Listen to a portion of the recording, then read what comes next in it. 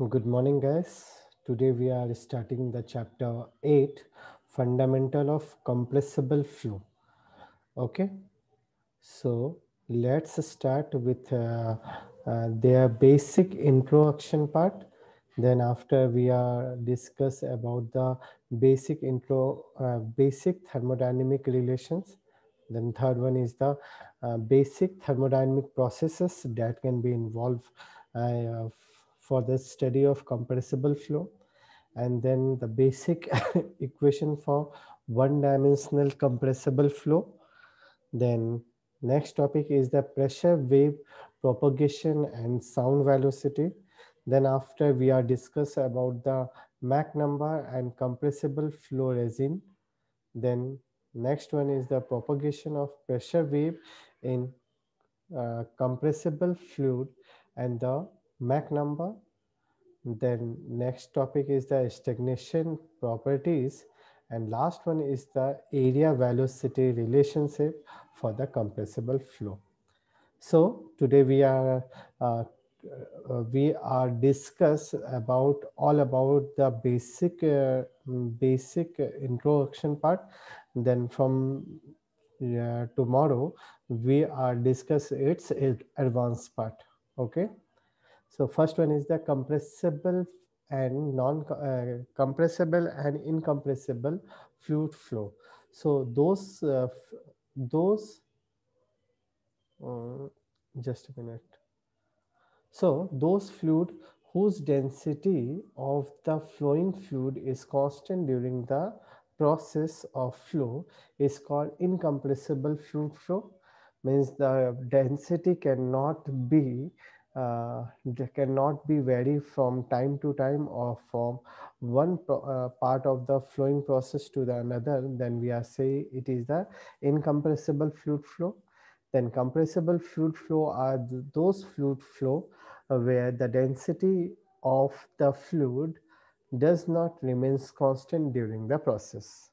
Okay, for example, a flow of gases through nozzle and orifice. These are the compressible flow. Then flow of gases in the compressor. Then the flight of projectiles and aeroplane moving at high altitude with high velocity, and the water hammering and acoustic. Okay, these are the compressible flow. The basic equation, the basic thermodynamic relation that can be used here are equation of state. So we all know that equation of state means the equation which gives the relation between the pressure, temperature and specific volume of the gas, means PV is equal to mRT, or say PV is equal to RT, where P is the absolute pressure, V is the specific volume, then T is the absolute temperature in Kelvin, and R is the gas constant. So you have to remember specific volume. A specific volume is a function of a reciprocal of its density. So you have to remember volume.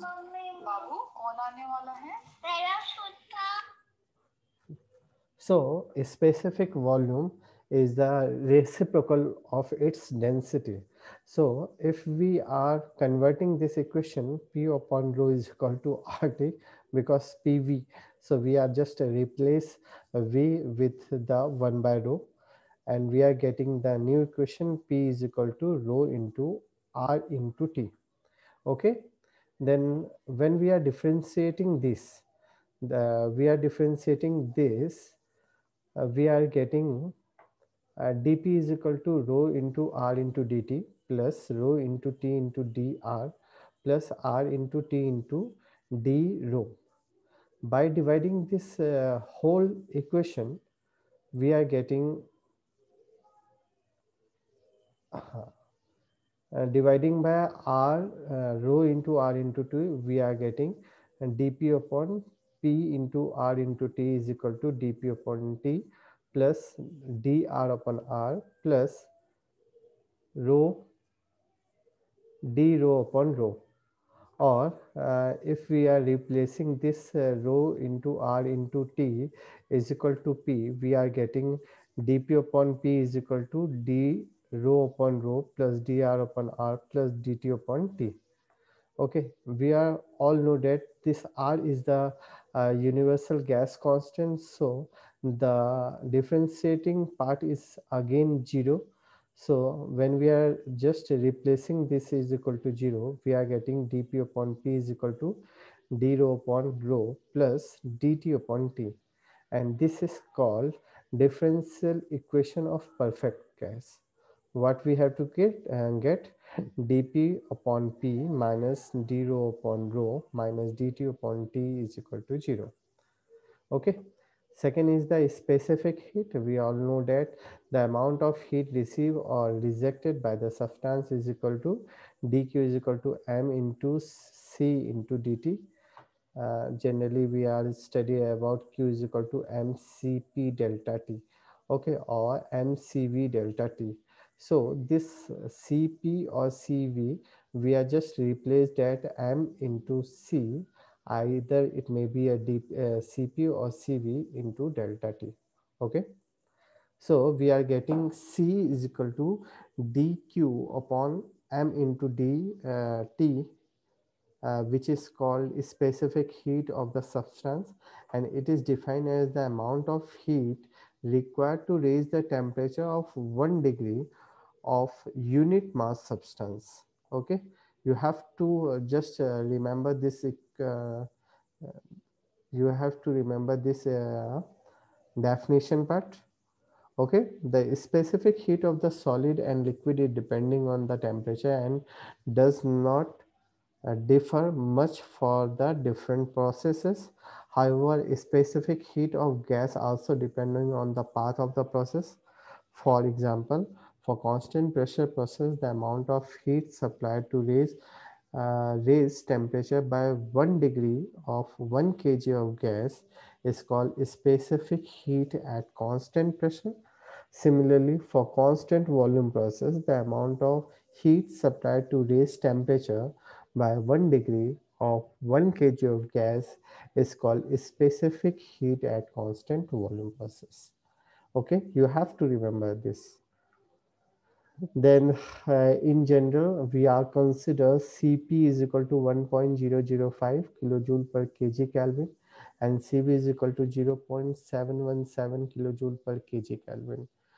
And the ratio of Cp upon Cv, we are say it is called adiabatic index, and which is denoted by gamma, and his values are generally equal to 1.4 for air. Then third one is the mechanical work. Mechanical work means the consideration the piston cylinder arrangement, where piston is moving from either from TDC to BDC or BDC to TDC. At that time, we have to just consider dx is the stroke length or the distance path covered by that piston. Okay, so we all know that work done is equal to force into displacement, and force is nothing but it is the product of pressure and area, and dx is the distance traveled by that piston. So we are getting p into a into dx, and a into dx is called the volume. So we are next getting del w is equal to p, pressure, into their volume. Okay, so we are also calculate the total work done. W is equal to followed by path 1 to 2 p into dv.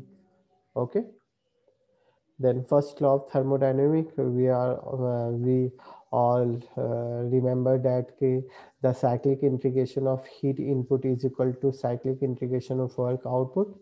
Okay, so it is mathematically we are just writing delta q is equal to delta w plus t de, and d is the internal energy of the system, Either it is potential, or it may be a kinetic energy or chemical energy, or some of all the energies stored in the system.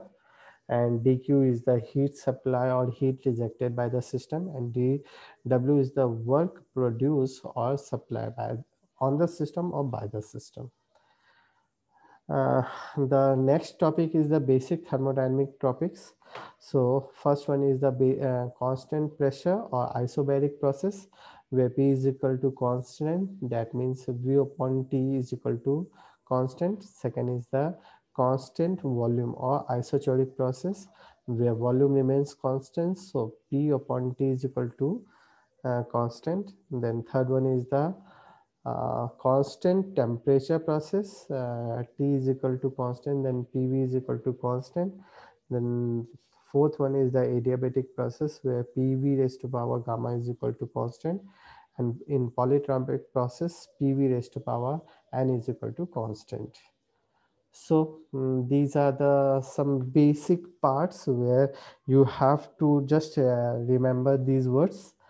In isothermal process, the temperature of the working fluid remains constant, means when the gas is expanded at constant temperature during process is called isothermal expansion process, and gas is compressed at constant temperature during the process is called isothermal compression process.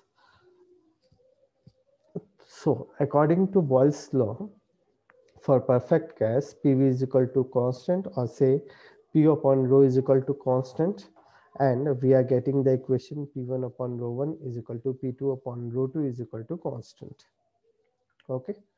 Second one is the adiabatic process. In adiabatic process, generally neither receive or, means heat cannot be received or given between the system and surrounding, means no heat transfer between the system and surrounding.